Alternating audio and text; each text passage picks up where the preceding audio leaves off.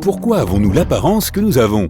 C'est essentiellement à cause de cette bonne vieille planète Terre, son atmosphère, sa gravité, ce genre de choses. Quand tu t'évades sur une plage pendant une semaine, tu as tendance à bronzer.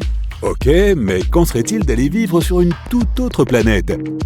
Un astronaute a passé une année entière à vivre sur la Station spatiale internationale. La pesanteur signifie qu'aucune gravité n'a été exercée sur son corps, si bien que ses os se sont affaiblis, ses muscles aussi. Cela a créé plus d'espace entre ses vertèbres. Il est donc devenu un peu plus grand, et ce, seulement en un an. Pour revenir à la plage, plus tu passes de temps au soleil, plus ton bronzage sera prononcé. Alors, si on allait vivre sur Mars? Après quelques centaines d'années, le premier grand changement que tu pourrais remarquer est ton nouveau squelette. La gravité sur Mars est beaucoup plus faible que sur la Terre, donc tes muscles et tes os s'atrophieraient probablement, ce qui n'est pas très bon pour survivre sur une nouvelle planète. La gravité nous fait ressentir notre poids différemment. Si tu pèses 75 kg sur Terre, tu aurais l'impression de ne peser que 25 kg sur Mars. Il faudrait que tu manges davantage pour devenir plus fort et plus grand, afin de compenser la faible gravité de Mars. Super! Il est temps de faire pousser des os plus gros et plus forts, des organes, des muscles, etc.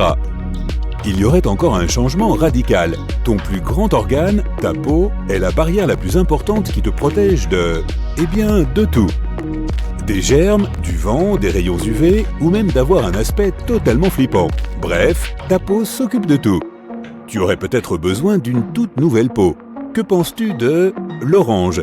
Désolé, la peau verte appartient à la science-fiction, tandis que les caroténoïdes offrent une très bonne protection contre les UV. C'est ce qu'on trouve dans les carottes, les patates douces, les poivrons, les tomates, les citrouilles. Les maraîchers pourraient faire fortune sur Mars. Plus tu mangeras de ces légumes, plus ta peau deviendra orange. Si tu suivais un régime spécial et que tu portais un équipement de haute technologie, il y a des chances qu'un jour, vivre sur Mars soit tout à fait normal. Vivre sur Mercure serait vraiment difficile. C'est la planète la plus proche du Soleil et elle est clairement plus chaude que la Terre. Mais bizarrement, pas plus chaude que Vénus. Il y fait très chaud pendant la journée, environ 426 degrés Celsius, mais la nuit, il y fait moins 180 degrés. Les journées sur Mercure sont très longues. T'arrive-t-il de parvenir à la fin de la journée et d'avoir l'impression que tu n'as pas fait grand-chose? Pour régler le problème, déménage sur Mercure. Un jour sur cette planète dure environ 58 jours terrestres.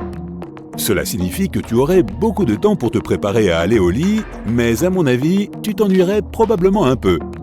Une solution pour supporter ces conditions extrêmes serait d'être fait de métal, comme le titane, le nickel ou le platine. La vie sur Vénus serait bien pire que sur Mercure ou Mars. La pression y est déjà problématique. Tu souffrirais probablement d'un long mal de tête sans fin. Se tenir sur Vénus, c'est comme être à 900 mètres sous l'eau. Oh, et cette chose dont nous avons besoin à chaque instant de la journée. Le chocolat?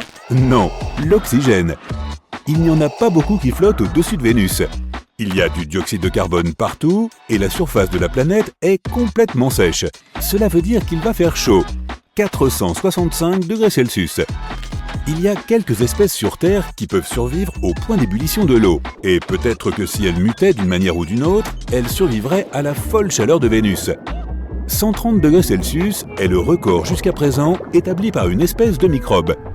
Prépare-toi donc à une transformation corporelle épique. Tu veux vivre sur Vénus?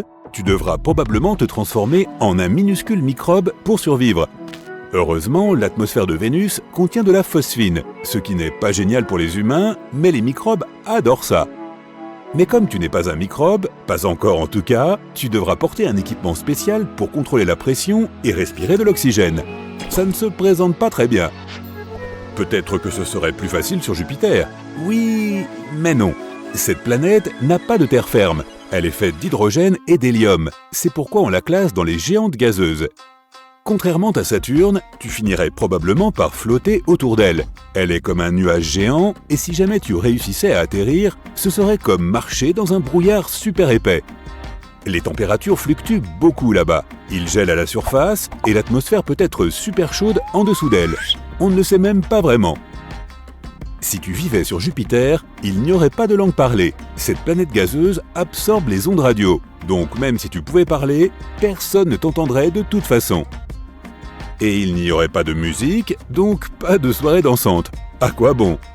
Les gens devraient communiquer en langage des signes. L'atmosphère sur Jupiter est chaotique, avec toutes sortes de vents et de nuages de gaz. Tu ne pourrais probablement même pas voir quoi que ce soit. Donc, ça n'arrivera pas. Pourtant, Jupiter est géniale à regarder. Elle est si grande qu'elle pourrait contenir toutes les autres planètes de notre système solaire, et il resterait encore de la place. Un voyage sur Saturne te prendra encore une dizaine d'années, et ce serait une grande perte de temps. Saturne est principalement constituée de couches de gaz. Elle n'a pas de surface solide, donc l'agriculture, la construction ou toute autre activité normale sur Terre sont hors de question. Avant d'atterrir sur Saturne, tu voudras probablement explorer les fameux anneaux qui l'entourent. Mais tu échouerais, parce que les anneaux sont faits de millions d'éclats de glace qui flottent dans l'espace. On peut penser que Saturne conviendrait à la vie. Certaines couches de cette sphère de gaz géante ont en réalité une température assez agréable. Si tu plonges dans Saturne, tu arriveras à une couche de molécules liquides d'une température de 0 degré Celsius, comme le nord du Canada, l'Alaska, la Suède, sauf que tu ne peux pas marcher dessus. De toute façon, ce n'est qu'une couche mineure, et le reste de la planète est incroyablement froid. Donc si tu veux toujours vivre sur Saturne, tu as du travail devant toi. Il faudra te transformer en une boule de neige ou quelque chose comme ça. Qu'en est-il d'Uranus? Le temps est un peu bizarre sur Uranus. Alors si tu es dans la région et que tu cherches un endroit pour passer tes vacances, choisis cette planète. Une escapade de 2 semaines sur Terre te donnera 3 ans sur Uranus. Il y a même une mer, si tu es partant pour des vacances à la plage. Le seul problème, c'est qu'elle est faite d'ammoniac, cette substance qui sent mauvais et qu'on utilise pour le nettoyage. Mais fais attention où tu atterris. Si tu te trompes, tu risques de passer une année entière sans soleil. Comment changerais-tu si tu devais passer une année entière dans l'obscurité glaciale de l'hiver d'Uranus? Il te faudrait des yeux plus grands pour voir dans le noir et une peau plus épaisse pour empêcher le froid de pénétrer. Tu pourrais même développer un nouveau système auditif comme celui des dauphins. Passons à Neptune. C'est une autre planète gazeuse, mais les scientifiques pensent qu'il y a probablement un noyau dense à l'intérieur. Si tu faisais le grand saut pour vivre sur Neptune, tu te transformerais probablement en un reptile de l'espace ou un poisson cosmique flottant sans cesse à la surface. La gravité sur Neptune est juste un peu plus élevée que sur Terre, mais il serait vraiment difficile de rester au même endroit. Le vent y est super fort. Il faudrait être beaucoup plus lourd pour y résister. Il est temps de manger à nouveau. Youpi! Mais cette planète est vraiment impossible à vivre. Les scientifiques ne veulent même pas y envoyer un autre vaisseau spatial. Bienvenue sur Pluton. Glaciale, minuscule et super lointaine. Ça n'a pas l'air très excitant. Elle est encore plus petite que notre Lune. Il serait très difficile de rester sur cette planète. Tu devrais probablement te construire une énorme machine qui te ferait tourner, une sorte de fausse gravité. Mais si tu essaies de tourner toute la journée, tu auras besoin de nouveaux systèmes nerveux pour éviter de te sentir mal à l'aise tout le temps. Pluton n'est pourtant pas si mal. Il y a un océan d'eau liquide sous la surface et des montagnes de glace. Si tu t'es procuré un équipement hautement perfectionné et un tas de matériel coûteux. Oh, et des vivres régulièrement acheminés depuis la Terre. Non, trop de logistique. La spaghettification. Tu te demandes si tu peux choisir ta propre sauce ? En fait, c'est un phénomène que tu pourrais éprouver si jamais tu essayais de vivre dans un trou noir. C'est le processus qui consiste à étirer des objets en longues et fines bandes cosmiques. La bonne nouvelle, c'est que tu vas devenir beaucoup plus grand. Mais la mauvaise, c'est que tu seras plus mince qu'un cheveu humain.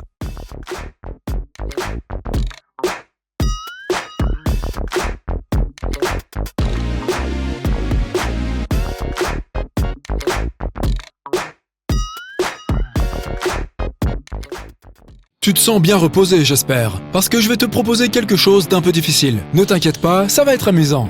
Tu vas visiter différentes planètes dans notre système solaire et essayer de courir sur chacune d'elles. Nous allons voir où tu fileras comme une gazelle et où, au contraire, tu pourras à peine marcher.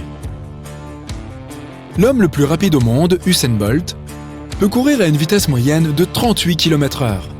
Mais sa vitesse de pointe est encore plus élevée, 43 km/h. Malheureusement, nous ne pouvons pas tous être Usain Bolt. Une personne moyenne court à une vitesse comprise entre 10 et 13 km/h. Mais peut-être existe-t-il une planète où tu pourrais battre les records du célèbre sprinter jamaïcain ? Avant toute chose, voyons ce qui affectera ta vitesse lorsque tu courras sur d'autres planètes. Pour commencer, la gravité. En fonction de sa force sur la planète que tu visites, elle influencera ton poids. Et dans la plupart des cas, plus tu es lourd, plus tu courras lentement.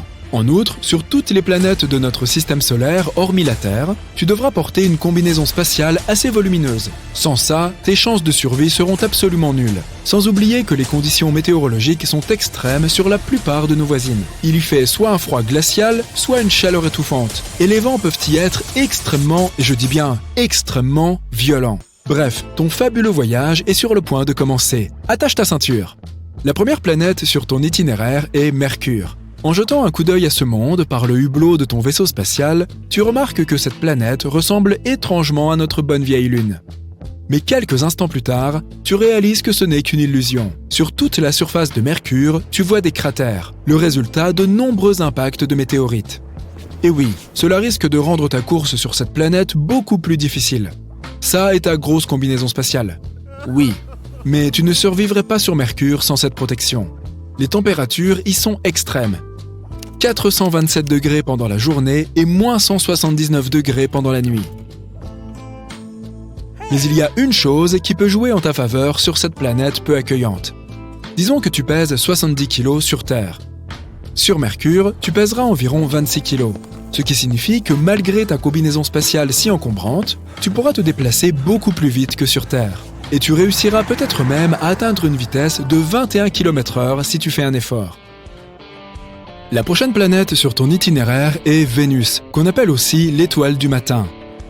En t'approchant, tu vois un monde très différent de ce que tu as pu voir dans les livres d'astronomie.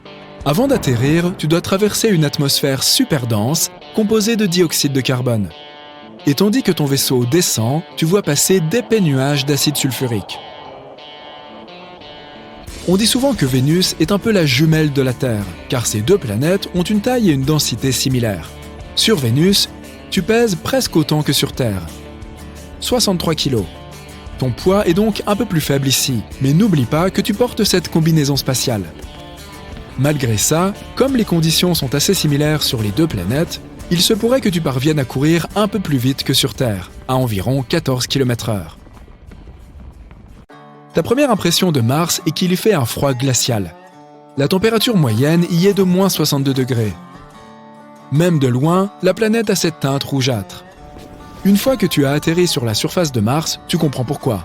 Le sol est couvert d'une poussière roussâtre. Cette même poussière, très fine, flotte dans l'air tout autour de toi. Où que tu regardes, tu vois des teintes dorées, brunes, orangées et même verdâtres. Ce sont les minéraux qui composent le sol qui déterminent les couleurs du paysage. L'épaisseur de la couche de poussière varie d'une zone à l'autre, mais la moyenne générale est d'environ 2 mètres. Et oui, cela va rendre la course un tantinet plus difficile. Sur Mars, ton poids sera beaucoup plus faible que sur Terre, seulement 26 kg. Cela te permettra d'atteindre la vitesse impressionnante de 19 km/h. En voilà un champion. Mais que vois-tu à l'horizon? On dirait une tornade. Une tempête de poussière? Il est temps de foncer. Il arrive que ces tempêtes de poussière s'étendent sur toute la planète. Les plus grosses sont même visibles depuis la Terre. Et maintenant, te voilà en face d'un autre problème. Tu vois, Jupiter, tout comme Saturne, est une géante gazeuse. Cela signifie que la plus grande planète de notre système solaire, et Jupiter est si grande qu'elle pourrait avaler 1300 Terres, n'a pas de surface solide. Il va donc te falloir imaginer à quoi ressemblerait ton sprint s'il était possible de courir sur Jupiter.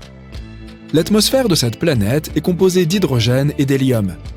Pendant ta descente, tu contemples d'épais nuages bruns, jaunes, rouges et blancs. C'est grâce à eux que cette planète est si belle, avec toutes ses stries colorées. Sur Jupiter, tu pèserais 177 kg.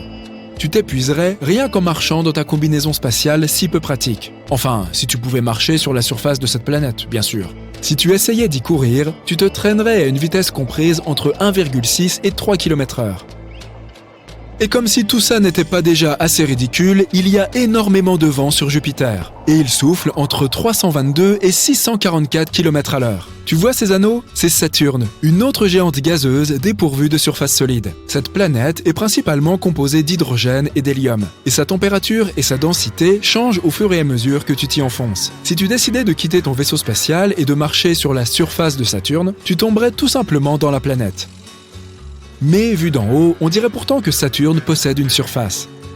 Cette sphère de couleur brun-jaune est entourée de plusieurs couches de nuages. La couche extérieure visible est composée de nuages d'ammoniac. Au-dessous, il y a des nuages d'hydrosulfure d'ammonium. Et la couche la plus profonde est composée de nuages d'eau. Bien que Saturne soit une géante gazeuse, ton poids n'y serait pas très différent, environ 75 kg. La raison, c'est que la gravité de cette planète est similaire à celle de la Terre. Mais à cause des conditions qui y règnent et de ta fichue combinaison spatiale, tu courrais un peu plus lentement là-bas que sur Terre, à une vitesse d'environ 6 km/h. Avant de repartir, tu admires la caractéristique la plus célèbre de Saturne, ses superbes anneaux gris, beige et fauve. Ils sont constitués de morceaux de roche et de glace. Tu aperçois aussi quelques-unes des 53 lunes de Saturne. Tiens, voici Titan, un monde glacé plus vaste que notre Lune et même que Mercure. C'est la deuxième plus grande lune du système solaire. La planète suivante sur ton itinéraire est une boule bleu-vert faite de glace et de gaz. C'est la géante glacée Uranus. Elle doit cette belle teinte à la lumière du Soleil qui se réfléchit sur sa surface. Uranus n'est pas solide, actionne vite les freins. Si tu n'arrives pas à t'arrêter à temps, ton vaisseau spatial va traverser la haute atmosphère de la planète et s'enfoncer dans son noyau liquide et glacé. Je doute que tu parviennes à y mener ton expérience. Alors, il nous faut à nouveau faire preuve d'un peu d'imagination. Sur Uranus, ton poids serait d'environ 62 kg. Et, contre toute attente, tu pourrais atteindre une bonne vitesse ici, au moins 13 km/h. Si tu ne te retrouves pas au milieu d'un ouragan, bien sûr. En été, il y a d'énormes tempêtes sur cette planète, lorsqu'Uranus est à son plus haut niveau de chaleur. Les ouragans peuvent alors s'y étendre sur plus de 9650 km. La planète la plus éloignée du Soleil, Neptune, est 4 fois plus grande que la Terre, mais 17 fois plus lourde. La surface bleue que tu aperçois en t'approchant d'elle est en fait une couche de gaz tourbillonnant et de nuages permanents. Le manteau de cette planète est composé de glace d'eau, d'ammoniac et de méthane. Et c'est à peu près tout ce que Neptune a comme surface. Il n'y a donc pas de terre ferme ou marché. Alors, une fois de plus, on va utiliser notre imagination. Sur Neptune, tu pèserais un peu plus lourd que sur Terre, 79 kg. Mais ta vitesse y serait à peine inférieure à celle que tu atteins sur notre belle planète, environ 8 km/h. Voilà, ton aventure touche à sa fin. Alors, sur quelle planète as-tu le plus aimé courir? Habituellement, lorsque nous regardons des photos d'astronautes dans l'espace, nous pouvons voir qu'ils sont attachés de quelque manière à leur vaisseau spatial. Mais il y a eu un astronaute courageux qui a fait un grand pas dans l'inconnu, sans aucun câble de sécurité pour le relier à sa navette. Cet homme courageux s'appelait Bruce McCandless, et il a fait cette prouesse en 1984. Comment est-il revenu, vous demandez-vous? Il a réalisé ce tour de force à l'aide d'un réacteur dorsal à l'azote, une unité à manœuvre manuelle de la NASA. Il a d'abord effectué des manœuvres d'essai dans la soute de Challenger. Ce n'est qu'après s'être assuré que tout fonctionnait bien que McCandless a décidé de se lancer et d'aller se balader à une centaine de mètres de la navette. Des statistiques un peu tristes. Sur les 430 personnes qui ont fait le saut dans l'espace, 18 ont malheureusement perdu la vie, ce qui nous donne un taux de mortalité d'un peu plus de 4%.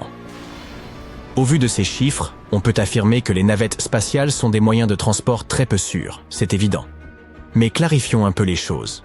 Si nous calculons mieux ces chiffres, nous pouvons obtenir un pourcentage plus faible. Comment? Eh bien, 4% est un peu trompeur, parce qu'avec ce calcul, nous prenons en compte tous les vols spatiaux. Or, certaines personnes ont effectué plusieurs vols, ce qui réduit la probabilité. Avec plus de 600 sièges occupés lors de 113 vols, le véritable taux de mortalité des missions est en fait plus proche de 2%. Testons maintenant votre culture générale, voulez-vous? Quel a été le premier être vivant envoyé dans l'espace? Vous avez répondu un singe? Vous vous trompez. Pour ceux qui ont répondu un chien, désolé, ce n'est pas correct non plus. Le 9 juillet 1946, des drosophiles ont été les premiers êtres vivants à se rendre dans l'espace lors d'un vol suborbital à bord d'une fusée V2. Le 20 février 1947, ces petites bêtes sont revenues saines et sauves de leur voyage, ouvrant ainsi la voie à l'exploration humaine de l'espace. Avant d'envoyer des mammifères en mission, comme le singe Rhesus Albert II en 1959, ou les célèbres chiens de l'espace, les scientifiques ont passé beaucoup de temps à étudier les mouches à fruits pour voir comment elles réagissaient aux radiations et aux conditions de voyage. Les chercheurs avaient commencé à utiliser des drosophiles pour leurs expériences dès les années 10. Vous savez pourquoi? Parce que les humains partagent un grand nombre de gènes avec ces petites bestioles. Imaginez que vous entendiez une musique effrayante lorsque vous êtes plongé dans l'obscurité et qu'il n'y a personne pour vous aider.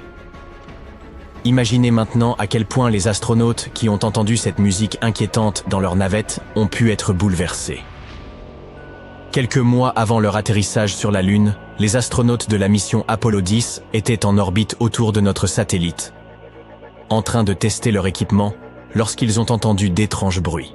Eugene Cernan, en plaisantant, a remarqué que ces bruits étaient sinistres et qu'ils ressemblaient à une musique bizarre. À ce moment-là, les astronautes n'avaient pas de contact avec le centre de contrôle. Ils se trouvaient près de la face cachée de la Lune.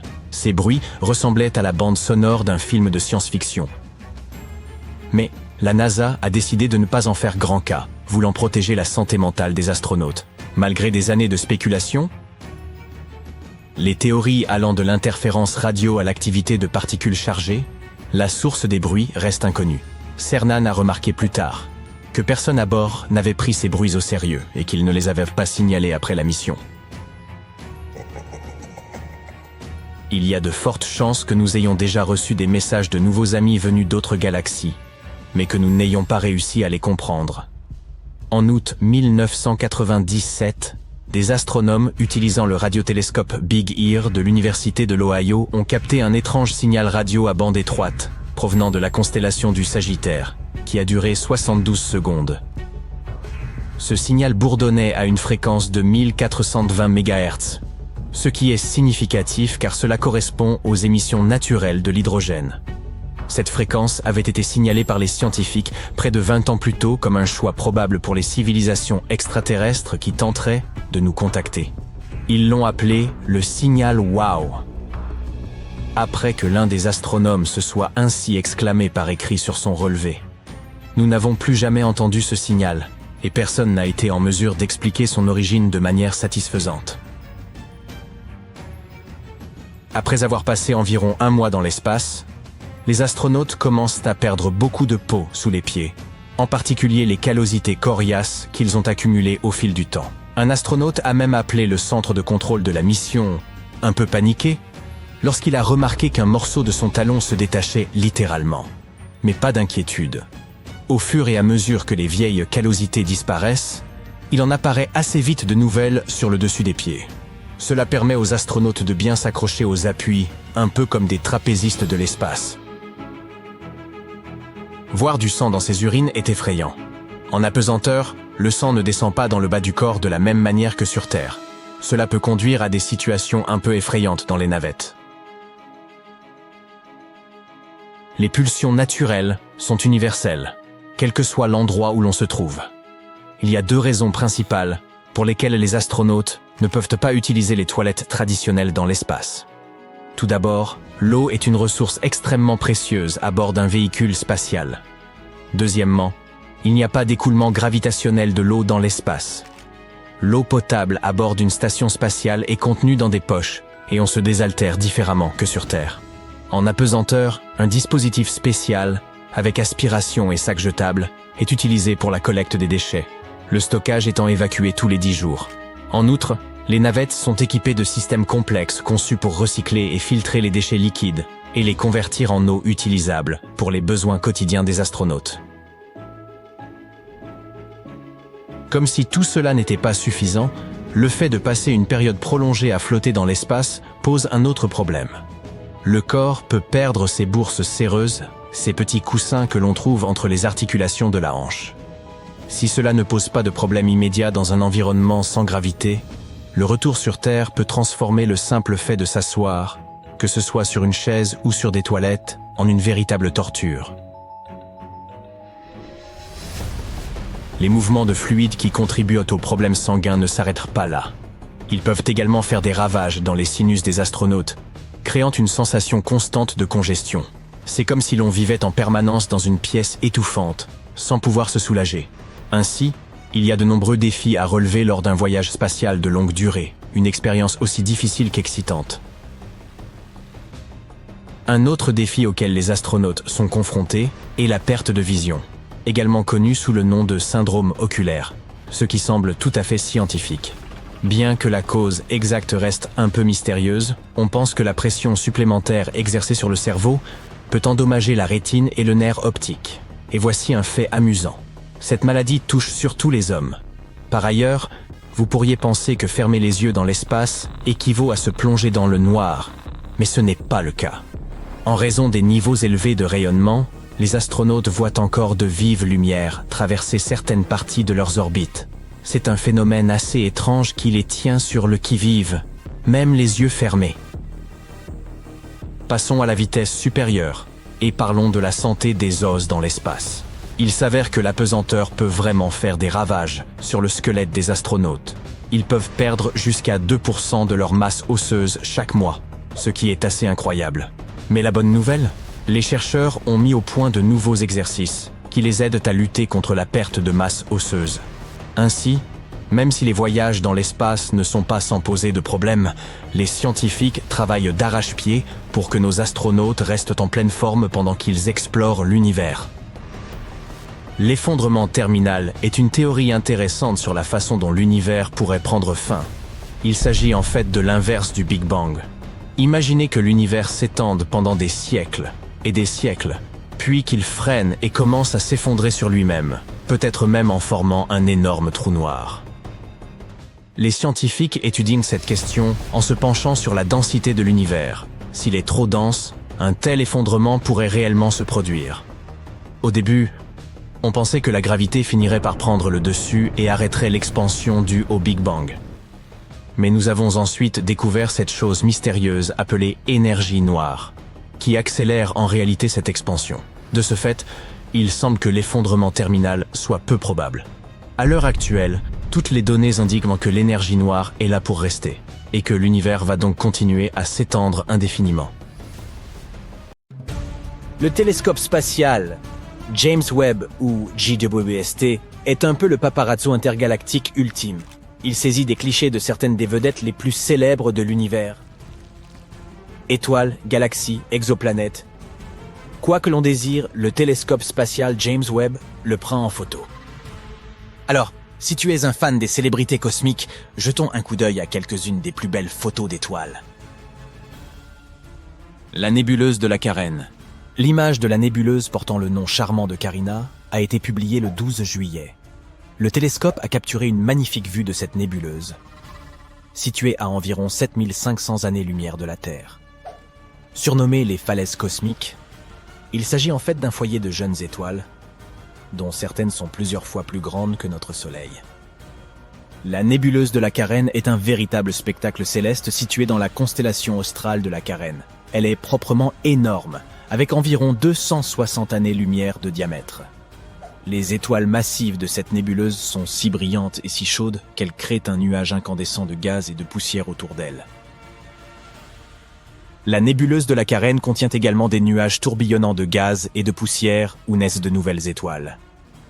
Le gaz s'effondre sous son propre poids, devient plus chaud et plus dense, et tout cela conduit finalement à la création de nouvelles étoiles.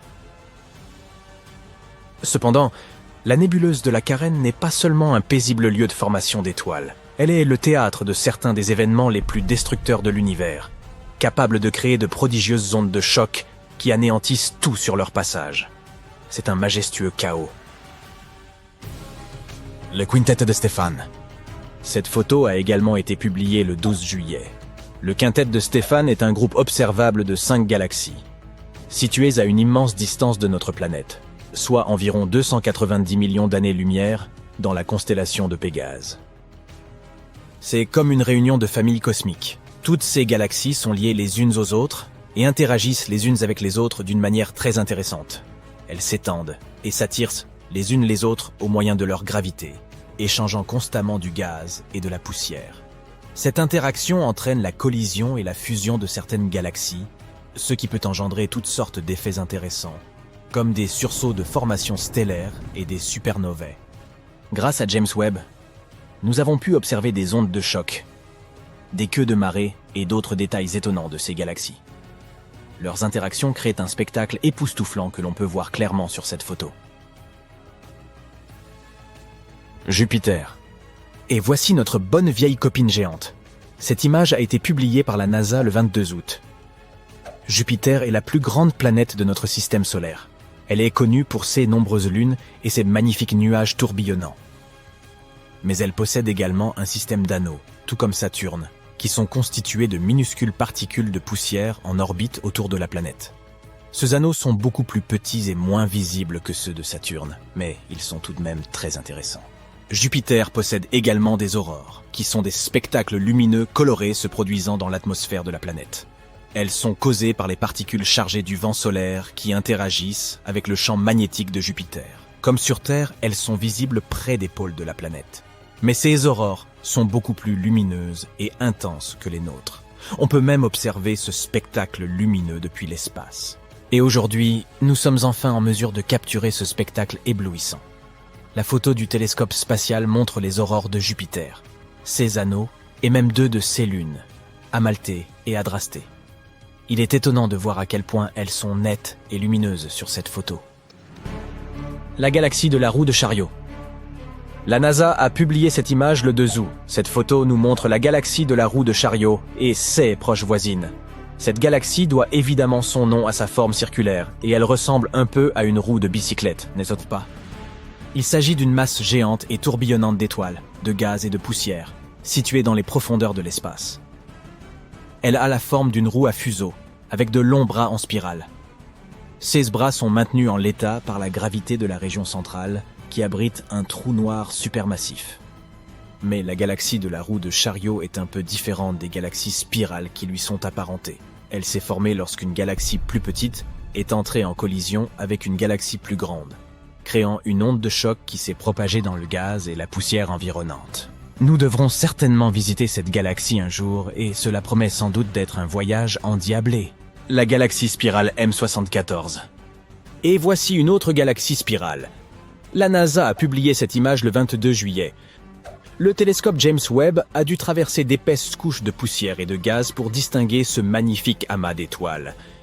M74 appartient à une classe spéciale de galaxies spirales connue sous le nom de galaxies de grand style. Cela signifie que ces bras spiraux sont visibles et clairement dessinés. Il se passe toutes sortes de choses étonnantes à l'intérieur des galaxies spirales. Des supernovas, des étoiles naissant dans des nuages de gaz et de poussière, et bien d'autres merveilles cosmiques. Le gaz et la poussière incandescents, les étoiles brillantes et les motifs tourbillonnants des bras spiraux en font l'un des objets les plus frappants de l'univers. C'est ce que l'on peut clairement voir dans l'exemple de M74, la nébuleuse de la Tarentule. Cette image de la nébuleuse au nom effrayant de Tarentule a été publiée le 6 septembre. La photographie couvre pas moins de 340 années-lumière. C'est une distance colossale. Grâce à cette image, les astronomes ont découvert de nouvelles jeunes étoiles qui étaient auparavant masquées par la poussière. La nébuleuse de la Tarentule est située à 160 000 années-lumière de nous, dans le grand nuage de Magellan. C'est la plus grande et la plus brillante région de formation d'étoiles du groupe local, les galaxies les plus proches de notre Voie lactée. Elle doit son nom à sa forme, qui ressemble un peu aux pattes d'une grosse araignée. Il s'agit d'une vaste région de l'espace, d'environ 1000 années-lumière de diamètre, qui abrite certaines des étoiles les plus massives et les plus lumineuses de l'univers. L'une des raisons pour lesquelles la nébuleuse de la Tarentule intéresse les scientifiques est sa composition. Celle-ci est proche de celle des régions d'étoiles, dites du midi cosmique. Ce que l'on appelle l'état de notre univers lorsqu'il n'était âgé que de quelques milliards d'années. À cette époque, la formation d'étoiles était à son apogée. Grâce au télescope James Webb, nous pouvons mieux étudier cette galaxie et découvrir ce qu'était notre univers au sommet de sa gloire. Les anneaux de Neptune. Cette photo a été publiée le 21 septembre 2022. Sur cette photo, on peut même voir 6 petites lunes à côté de la planète, avec Triton qui brille de 1000 feux en haut à gauche. Tu ne pensais quand même pas qu'il s'agissait du Soleil, n'est-ce pas? Eh oui, Neptune a aussi des anneaux. C'est un peu l'accessoire cosmique ultime. Ils ajoutent une touche de glamour et de style à la planète. Mais à la différence des bagues de joaillerie, ces anneaux sont faits de petites particules de poussière, plutôt que de diamants et d'or. 5 anneaux ont été baptisés autour de Neptune. Les anneaux de Gale, le Verrier, la Selle, Arago et Adams. Les chercheurs pensent qu'ils sont relativement jeunes, bien plus jeunes que notre système solaire et bien plus récents que les anneaux d'Uranus, par exemple. Ils ont probablement été créés lorsque l'une des lunes intérieures de Neptune s'est approchée trop près de la planète et a été déchirée par sa gravité. Nous n'avions pas été en mesure d'observer les anneaux de Neptune aussi nettement depuis le passage de Voyager 2 en 1989. C'est donc une excellente occasion d'observer ces anneaux de plus près. Les piliers de la création. Cette photo a été publiée le 19 octobre. Les piliers de la création sont devenus célèbres grâce au télescope Hubble. Mais cette photo est encore plus impressionnante et beaucoup plus détaillée. Ces colonnes, situées dans la nébuleuse de l'Aigle, mesurent environ 5 années-lumière de haut, ce qui est vraiment, vraiment grand. Et elles ressemblent à de majestueuses formations rocheuses, en beaucoup plus transparent. À l'instar d'un plateau de tournage hollywoodien, il déborde d'actions et d'effets spéciaux. 16 colonnes abritent certains des processus les plus spectaculaires de l'univers. Le gaz et la poussière s'effondrent sous l'effet de leur propre gravité, formant des amas qui finiront par devenir des étoiles. La région regorge de radiations intenses, de jets de particules à haute énergie et de supernovae. C'est comme une version cosmique de Survivor. Et comme si ce n'était pas assez effrayant en soi, voici une autre photo publiée par la NASA le 19 octobre. Elle a été partagée juste avant Halloween. Ici, les piliers ressemblent à une main sinistre qui s'étire pour attraper quelque chose. Brrr. Quoi qu'il en soit, toutes ces photos nous offrent un spectacle vraiment impressionnant. Elles nous rappellent l'incroyable complexité de l'univers et les choses étonnantes qui se produisent même dans les coins les plus sombres et les plus reculés du cosmos. Espérons que le télescope James Webb continuera de nous émerveiller à l'avenir. Jupiter a 79 lunes connues et les 4 plus grandes qui sont particulièrement intéressantes sont appelées les lunes galiléennes. Elles ont été nommées d'après Galileo Galilei qui les a découvertes au XVIIe siècle. Elles ont quelque chose en commun, mais en même temps, elles sont toutes très différentes. Europe est la plus petite des lunes galiléennes avec un diamètre de 3000 km. Elle tourne autour de Jupiter tous les 3 jours et demi. Les premières images que nous avons reçues de cette lune ont été prises dans les années 1970. Sa surface est principalement constituée de glace d'eau. La surface d'Europe est creusée de longues fractures, souvent larges d'1 kilomètre, qui peuvent s'étendre sur des milliers de kilomètres. Elles se sont probablement formées lorsque la croûte s'est écartée sous l'effet des forces de marée dans le mystérieux océan qui se trouve sous la surface. En 2012, les scientifiques ont découvert des panaches de vapeur d'eau en éruption près de son pôle sud, s'élevant jusqu'à 200 km d'altitude. Ces panaches peuvent nous aider à découvrir ce qu'il y a à l'intérieur d'Europe sans avoir à y atterrir. Les scientifiques pensent qu'il pourrait y avoir un magnifique océan caché à 15 à 25 km sous la surface solide. Cet océan pourrait avoir une profondeur de 65 à 160 km. Même s'il ne fait que 1/4 du diamètre de la Terre, il contiendrait 2 fois plus d'eau que tous nos océans réunis. Cet océan est un environnement potentiel pour certaines formes de vie. Les scientifiques pensent que toute la croûte de glace flotte sur cet océan. Elle fait probablement une rotation complète autour d'Europe une fois tous les 12 000 ans. Sur l'image prise par le vaisseau spatial Galileo, on peut voir de petites taches marron foncé. Elles font 10 km de large et se sont formées lorsque des matériaux chauds et moins denses sont arrivés à la surface. Ils ont soit poussé la croûte, soit ils l'ont entièrement traversée. La surface d'Europe est constituée de terrains dits chaotiques. Ce sont des zones rugueuses entourées d'une surface plus lisse.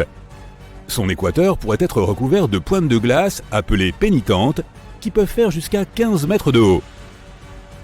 Nous en avons aussi sur Terre, surtout dans les zones sèches à haute altitude. Mais aucune d'entre elles n'est aussi grande que celle d'Europe. Notre Lune compte plus de 5000 grands cratères d'un diamètre de plus de 25 km. La surface d'Europe manque de cratères d'impact et ne semble pas avoir plus de 50 millions d'années. Cela signifie que la surface d'Europe change et se reforme en permanence. Cette Lune est glacée et est l'un des objets spatiaux solides les plus lisses de notre système solaire. Pour cette raison, elle est 5 fois plus brillante que notre Lune. Europe est soumise à un souffle constant de radiation provenant de Jupiter. Il est tellement fort que nous ne tiendrions même pas une journée là-bas. Europe est 5 fois plus éloignée du centre de notre système solaire que la Terre, ce qui signifie qu'elle ne reçoit presque pas de chaleur du Soleil. Elle peut donc rester gelée, puisque la température moyenne est de moins 160 degrés Celsius à l'équateur et de moins 220 degrés Celsius au pôle. Il y a environ 40 ans, la sonde spatiale Voyager 1 s'est approchée de la lune rocheuse Io et a découvert que c'est une championne volcanique de notre système solaire. Io est la 5e lune la plus proche de Jupiter. Elle a 4,5 milliards d'années, presque le même âge que Jupiter elle-même. Sa taille est similaire à celle de notre Lune et elle a même une densité et une gravité similaires. De nombreuses lunes de notre système solaire sont composées de silicates et de glace d'eau. Mais Io est faite de roches de fer et de silicates. Tu pourras voir de magnifiques aurores polaires sur Io. Comme cette lune tourne autour de Jupiter, les aurores changent de luminosité en permanence, mais elles sont toujours là. Io est relativement proche de Jupiter, à près de 420 000 km au-dessus du sommet de ses nuages. Si tu pouvais te tenir sur Io et regarder Jupiter, elle apparaîtrait presque 40 fois plus grosse que notre lune dans le ciel. Observer les étoiles là-bas serait incroyable. Io a besoin de 42,5 heures pour tourner autour de Jupiter. Notre Lune a besoin de presque un mois. À certains moments, l'effet de marée d'Io peut atteindre jusqu'à 100 mètres. C'est similaire à ce que nous avons sur Terre. La gravité de notre Lune provoque des marées océaniques. Io n'a pas d'océan, mais le sol lui-même bouge. Il monte et descend. Un peu comme un ascenseur qui monte et descend dans un immeuble de 30 étages. La gravité de Jupiter et de ses autres grosses lunes affecte Io. C'est pourquoi les marées du sol solide à sa surface sont plus de 5 fois supérieures aux plus hautes marées océaniques de notre planète. Tout cela rend Io si chaude à l'intérieur que certains de ses matériaux internes fondent, bouillonnent et tentent de s'échapper par tous les moyens possibles. Cela finit par créer un trou dans le sol qui se transforme ensuite en volcan. En termes volcaniques, Io est le corps le plus actif de notre système solaire. Elle en compte plus de 400, dont 150 sont en éruption permanente. Certains d'entre eux projettent leur panache de gaz chaud à 320 km dans l'espace. Il serait difficile de s'y promener car il s'agit essentiellement d'un monde assez intense de plaines inondées de roches liquides, d'énormes coulées de lave, de multiples lacs de lave et de montagnes géantes qui s'effondrent. Ganymède, la plus grande lune connue du système solaire, abrite aussi le plus grand océan d'eau. Elle est 26% plus grande que Mercure en termes de volume, mais elle est moins dense. Cette lune géante possède une épaisse croûte de glace d'eau de 145 km de profondeur. Il pourrait y avoir un énorme océan d'eau liquide en dessous, s'étendant sur 100 km de profondeur, ce qui est environ 10 fois plus profond que le point le plus profond des océans sur Terre. La sonde spatiale Voyager y a aussi détecté des calottes polaires faites de givre d'eau. Ganymède est composée à moitié de roches et à moitié d'eau, y compris de minuscules quantités de métaux et de glace. Son atmosphère est très fine et ne contient pas d'oxygène. Son océan ne contient très probablement pas de vie. La Terre est un excellent exemple de la façon dont certains microbes et créatures peuvent survivre en profondeur sans la lumière du Soleil. Mais l'océan de Ganymède est si profond et la pression est si forte que l'eau au fond est probablement comprimée et redevient de la glace. Certaines formes de vie dans les zones les plus profondes de notre océan survivent grâce aux évents géothermiques qui éjectent des minéraux. Comme il y a probablement une épaisse couche de glace entre l'océan et le noyau, ce n'est pas le cas sur Ganymède.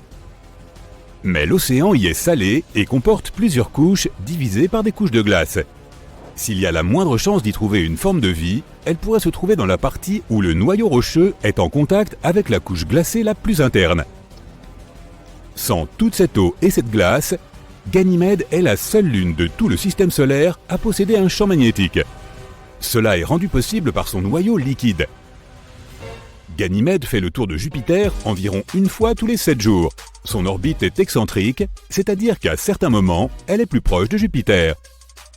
Ganymède, Io et Europe ont des forces gravitationnelles qui s'influencent mutuellement. Le temps que Ganymède tourne autour de Jupiter une fois, Europe effectue 2 orbites et Io en fait 4. Un tiers de la surface de Ganymède contient de grandes régions sombres, tandis que les 2 autres tiers sont plus clairs. Les zones sombres sont plus anciennes et contiennent plus de cratères. Les zones plus claires ont de longues crêtes et des rainures d'environ 700 mètres de haut et des milliers de kilomètres de long. Callisto, la 3e plus grosse lune du système solaire, avec 4800 km de diamètre, a besoin de 17 jours terrestres pour tourner autour de Jupiter. Son atmosphère est très fine, sa surface comporte de nombreux cratères d'impact, mais son ancienne croûte est essentiellement la même depuis plus de 4 milliards d'années. Lorsqu'une planète est géologiquement active, comme la Terre, certaines choses peuvent effacer la plupart des preuves des impacts passés. L'eau, les volcans, les mouvements des plaques tectoniques, l'activité humaine et le temps. Tout cela modifie la surface. Callisto n'a connu aucun de ces phénomènes. Les scientifiques pensent que cette lune était autrefois un monde océanique qui a fini par geler. Elle a été frappée par des météores de temps en temps, mais elle est globalement restée intacte. Pourtant, elle possède des cratères assez impressionnants, comme Valhalla, le plus grand cratère à anneaux multiples de notre système solaire qui mesure 4000 km de diamètre. Les principaux cratères sur Callisto contiennent plus d'anneaux que ceux des autres corps célestes. Ce qui a frappé cette lune était suffisamment gros pour avoir perforé la fine croûte, ce qui a permis à l'eau de se répandre à la surface. Et sous cette fine croûte, il pourrait y avoir un océan salé ou de la glace molle. La sonde spatiale Galileo a détecté que le champ magnétique de Jupiter ne pouvait pas traverser cette lune, probablement à cause d'une couche d'eau d'au moins 10 km d'épaisseur. C'est pourquoi il est difficile d'explorer Callisto. Les lunes comme Europe ont des évents qui éjectent l'eau des océans souterrains. Mais pour explorer Callisto et en découvrir davantage sur son passé, il faudrait utiliser la méthode ancienne, creuser à travers la croûte. Si nous voulions explorer les parties extérieures de notre système solaire, Callisto serait un endroit idéal, car les radiations de Jupiter ne l'atteignent pas.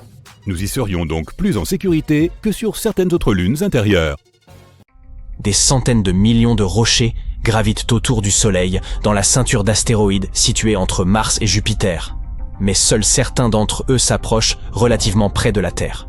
La NASA classe les astéroïdes en orbite à moins de 48 millions de kilomètres de notre planète, dans la catégorie des objets géocroiseurs.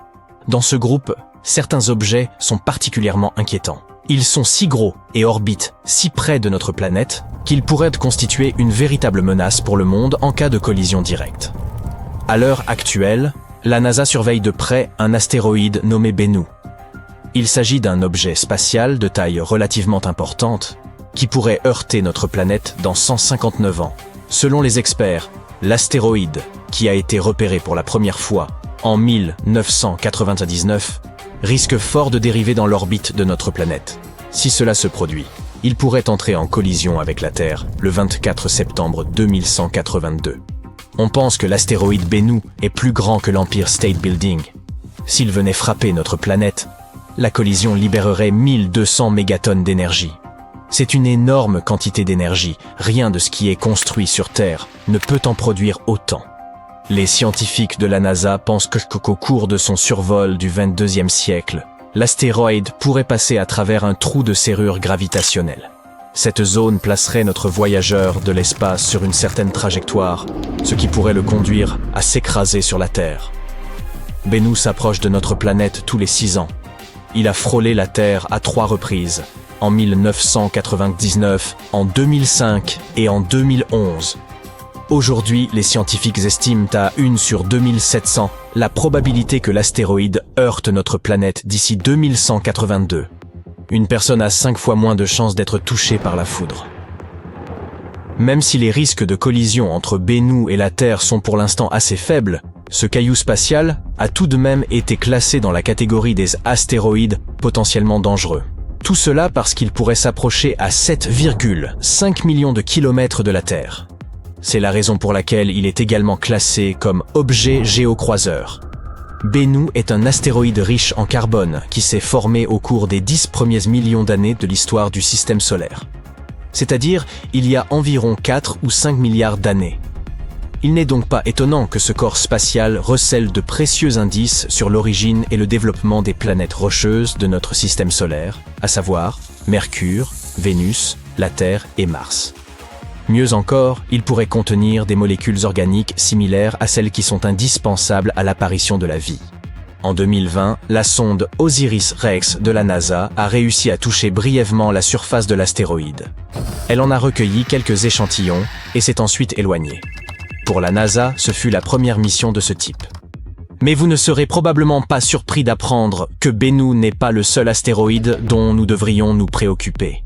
L'astéroïde 92942 Apophis est un autre corps spatial dont nous devons nous méfier. Il s'agit d'un objet géocroiseur d'environ 335 mètres de diamètre. Il a été découvert en 2004 et a d'abord été considéré comme l'un des astéroïdes les plus dangereux jamais détectés. Apophis a très vite gagné en notoriété, on pensait qu'il représentait une menace sérieuse pour la Terre. Les experts ont prédit qu'il s'approcherait dangereusement de notre planète en 2029. Heureusement, après un examen plus approfondi d'Apophis et de son orbite, les astronomes ont conclu qu'il n'y avait aucun risque que l'astéroïde entre en collision avec notre planète avant au moins un siècle. Le risque d'impact de 2029 a été totalement écarté, de même que l'impact potentiel qui pourrait être provoqué par le rapprochement de l'astéroïde en 2036. Il est intéressant de noter que jusqu'en mars 2021, il y avait encore un petit risque de collision en 2068. Mais Apophis a ensuite survolé la Terre. Et les astronomes en ont profité pour utiliser de puissants radars afin d'estimer plus précisément l'orbite de l'astéroïde autour du Soleil. Cela leur a permis d'écarter tout risque d'impact pour les 100 prochaines années au moins. La raison pour laquelle de telles découvertes nous inquiètent tant est que même un astéroïde relativement petit, de la taille d'une maison, pourrait faire des ravages en entrant en collision avec notre planète. Alors, quand un astéroïde mesure plus d'1 kilomètre de diamètre, on parle d'un destructeur de planètes. L'énergie dégagée par l'impact d'un tel astéroïde serait dévastatrice. C'est pourquoi il est essentiel de savoir où se trouvent ces astéroïdes et dans quelle direction ils se déplacent. Le problème est que notre capacité à protéger la planète des impacts d'astéroïdes n'est pas encore optimale. Si une telle catastrophe était sur le point de se produire, nous aurions besoin de beaucoup de temps pour nous préparer. Une collision avec un astéroïde était quelque chose de sérieux. Le cratère de Chicxulub est probablement le site d'impact d'astéroïdes le plus célèbre. Il témoigne de la terrifiante collision qui a entraîné l'extinction des dinosaures. Curieusement, ce cratère n'est pas très visible, mais d'autres le sont. Par exemple, le cratère Barringer en Arizona, qu'on appelle aussi le Meteor Crater. Quand on pense à la collision qui l'a fait naître, on a froid dans le dos. Quoi qu'il en soit, nous savons désormais que des rochers spatiaux ont non seulement frappé la Terre, mais aussi la Lune, Mercure et Mars. Aucune planète rocheuse du système solaire n'est à l'abri des impacts d'astéroïdes. C'est pourquoi il existe toute une entreprise scientifique dont l'objectif est de trouver et de cataloguer les astéroïdes du système solaire. Cela peut sembler un peu effrayant, mais il y a environ 25 000 astéroïdes de plus de 140 mètres de diamètre près de l'orbite de notre planète. Un tel astéroïde est suffisamment gros pour rayer une ville entière de la surface de la Terre. Jusqu'à présent, moins de 50% de ces astéroïdes ont été détectés. On estime également à 230 000 le nombre d'objets d'une taille égale ou supérieure à 49 mètres. Ces objets sont capables de détruire une zone urbaine concentrée. Et pourtant, moins de 8% d'entre eux ont été détectés. Il existe également des dizaines de millions d'objets géocroiseurs plus petits. Ils mesurent plus de 10 mètres de diamètre et peuvent causer des dommages à la surface. Moins d'1% de ces petits corps spatiaux ont été découverts jusqu'à présent. Notre système solaire interne pose d'énormes problèmes pour la recherche d'astéroïdes. Chaque nuit, il n'y a que 2 créneaux de 10 minutes pendant lesquels les astronomes peuvent observer la région. La raison en est que le Soleil crée une lumière de fond éblouissante. En outre, l'atmosphère de notre planète déforme et brouille les images. Repérer des astéroïdes dans de telles conditions dépasse les capacités de la plupart des télescopes. Nous avons besoin d'un instrument vraiment unique pour accomplir cette tâche. L'outil de prédilection est la Dark Energy Camera de l'Observatoire interaméricain de Cerro Tololo au Chili. Cet appareil n'a pas été conçu pour chercher des astéroïdes.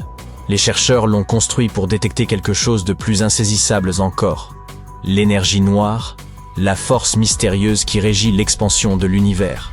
La DECAM est censée observer des centaines de millions de galaxies. Elle est donc à la fois large et profonde.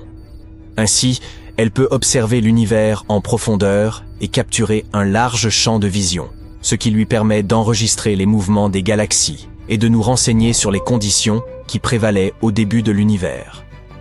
Mais cela signifie également que la DECAM est parfaitement adaptée au repérage des astéroïdes près du Soleil. Les astéroïdes intérieurs sont rares et des images profondes sont nécessaires car ces objets sont peu lumineux. Les scientifiques doivent pouvoir lutter à la fois contre la luminosité du ciel crépusculaire près de notre étoile et contre l'effet déformant de l'atmosphère terrestre. Et la DECAM peut les aider dans cette tâche. La Dark Energy Camera a été construite pour étudier l'énergie noire, une mission qui s'est achevée en 2019. Aujourd'hui, les astronomes peuvent utiliser la puissance de cet appareil pour d'autres missions. Ils affirment que le relevé effectué par la DECAM est le plus précis jamais réalisé en ce qui concerne les objets situés à proximité des orbites de Vénus et de notre planète. Grâce à elle, nous pourrons savoir quel type d'objets se déplacent à l'intérieur de notre système solaire. Si tu as déjà vu des photos prises depuis un vaisseau spatial ou depuis la Station spatiale internationale et qui montrent des corps célestes éclairés par le Soleil, comme la Terre ou la Lune, tu as peut-être remarqué quelque chose qui cloche. L'espace semble trop vide. Il manque un magnifique arrière-plan rempli d'étoiles. Il semble qu'il serait très ennuyeux d'aller observer les étoiles directement depuis l'espace, puisque le ciel est toujours si sombre. Pendant la journée, le ciel au-dessus de nos têtes est bleu à cause de la diffusion de la lumière. Cela se produit lorsque la lumière du Soleil traverse l'atmosphère. Mais situé sur la Lune ou ailleurs dans l'espace, il n'y a pas d'atmosphère pour diffuser cette lumière. C'est pourquoi le Soleil semble toujours noir.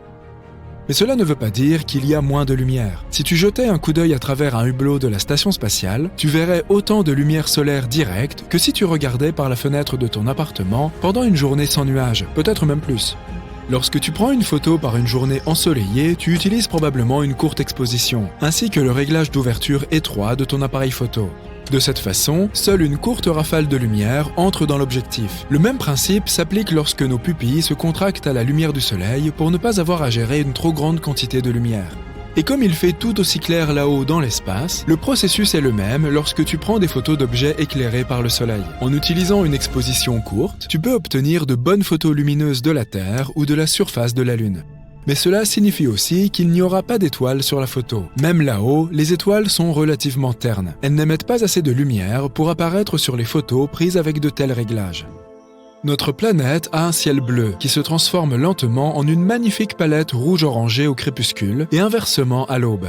Mais si tu as un jour l'occasion d'observer un coucher de soleil sur Mars, tu dois t'attendre à l'inverse, un ciel diurne orange-brun qui prend une teinte bleutée au coucher du soleil.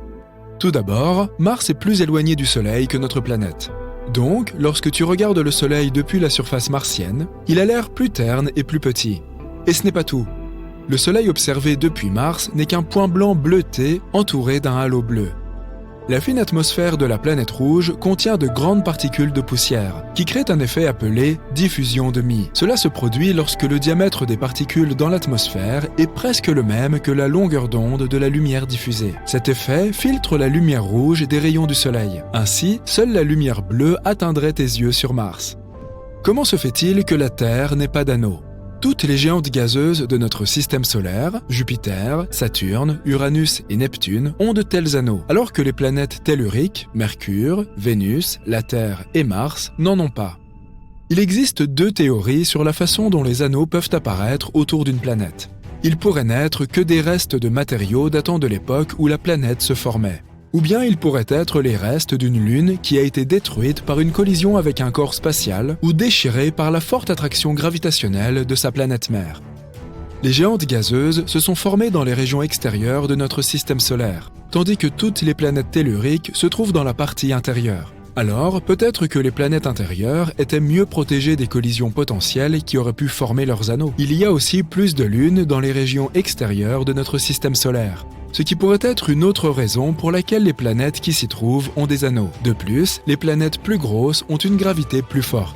Cela signifie qu'elles peuvent maintenir leurs anneaux stables après leur formation. Certains experts pensent que la Terre avait un système d'anneaux il y a longtemps. Un objet de la taille de Mars a pu entrer en collision avec notre planète mère, ce qui a probablement créé un anneau dense de débris autour d'elle. Certains scientifiques pensent que ces débris n'ont pas formé un anneau, mais ce que nous connaissons aujourd'hui comme la Lune. Une planète géante se cache probablement au bord du système solaire, bien au-delà de Neptune. Les scientifiques ont baptisé ce mystérieux monde hypothétique la planète 9. Si elle existe vraiment, elle est probablement similaire à Uranus ou Neptune et 10 fois plus massive que notre planète. Elle tourne probablement autour du Soleil, mais dans les confins du système solaire, environ 20 fois plus loin que Neptune. Une autre théorie intéressante stipule que la planète 9 pourrait en fait être un trou noir de la taille d'un pamplemousse, qui déforme l'espace comme le ferait une grande planète. Alors que nous pensions autrefois que l'eau était une substance rare dans l'espace, elle existe en réalité partout dans notre système solaire. Par exemple, on peut en trouver dans les astéroïdes et les comètes, ainsi que dans les cratères de la Lune et de Mercure. Nous ne savons toujours pas s'il y a assez d'eau pour faire vivre d'éventuelles colonies humaines si nous décidions de nous y installer. Mais une certaine quantité d'eau est certainement présente là-bas. Mars abrite aussi de l'eau au niveau de ses pôles. Elle est principalement cachée dans les couches de glace et probablement sous la surface poussiéreuse de la planète. Europe, la lune de Jupiter, a aussi de l'eau. C'est la candidate la plus probable que nous connaissions pour accueillir la vie en dehors de la Terre. Il y a probablement tout un océan d'eau liquide sous sa surface gelée, et il pourrait d'ailleurs contenir 2 fois plus d'eau que tous les océans de la Terre réunis. Neptune est étonnamment chaude, même si elle est 30 fois plus éloignée du Soleil que notre planète et reçoit moins de lumière solaire et de chaleur. Mais elle émet beaucoup plus de chaleur qu'elle n'en reçoit. Son atmosphère est aussi beaucoup plus active qu'on ne le pensait, surtout si on la compare à sa voisine, Uranus. Ces deux planètes émettent la même quantité de chaleur, même si Uranus est beaucoup plus proche du Soleil. Mais personne ne sait pourquoi. Neptune a aussi des vents extrêmement forts qui peuvent atteindre une vitesse de 2400 km/h. Pourrait-il être responsable de cette chaleur? Ou peut-être est-ce à cause du noyau de la planète? Ou de sa force gravitationnelle? Un trou noir monstrueux fonce dans l'espace à une vitesse de 8 millions de km/h. Les scientifiques l'ont localisé grâce au télescope spatial Hubble. Ils pensent qu'il pèse autant qu'1 milliard de soleils. Il était censé rester à sa place au centre de sa galaxie d'origine, mais des forces gravitationnelles le poussent dans tous les sens. À un moment donné, ce trou noir va se libérer de sa galaxie et continuer à errer dans l'univers. Heureusement, il est encore à 8 milliards d'années-lumière de nous. Les tempêtes solaires sont si puissantes qu'elles pourraient nous plonger dans le noir complet. En juillet 2012, la tempête solaire la plus puissante des 150 dernières années a manqué la Terre de peu. Les éjections de masse coronale, ou CME, sont de grandes bulles de gaz ionisées. Elles ont traversé notre orbite à l'époque. Si elles avaient eu notre planète pour cible directe, nous aurions fait face à de la matière solaire fonçant vers la Terre, endommageant les ordinateurs et provoquant des pannes de courant qui auraient duré des mois. Une tempête solaire surprise nous a frappé le 25 juin 2022. Un photographe a même réussi à capturer de superbes aurores lumineuses qui ont traversé le ciel de l'aube à Calgary, au Canada, et qui ont duré 5 minutes. Elles ont été provoquées par la tempête. Les étoiles vampires existent vraiment. Elles font partie d'un système d'étoiles binaires, et elles peuvent littéralement aspirer la vie de l'autre étoile du système, afin de continuer à brûler plus longtemps. Le principe est simple. Une étoile plus petite et de plus faible masse vole le carburant hydrogène de sa sœur pour augmenter sa propre masse. Cette étoile vampire devient alors plus chaude. De plus, sa couleur passe au bleu vif. Ainsi, elle a l'air beaucoup plus jeune. La couleur de l'univers est surnommée l'AT cosmique. La lumière provenant des galaxies et des étoiles qui s'y trouvent, ainsi que des nuages de gaz et de poussière dans l'univers observable, a une couleur spécifique. C'est une teinte ivoire assez proche du blanc. L'univers est beige car il y a davantage de zones qui produisent de la lumière verte, jaune et rouge que de zones qui émettent du bleu.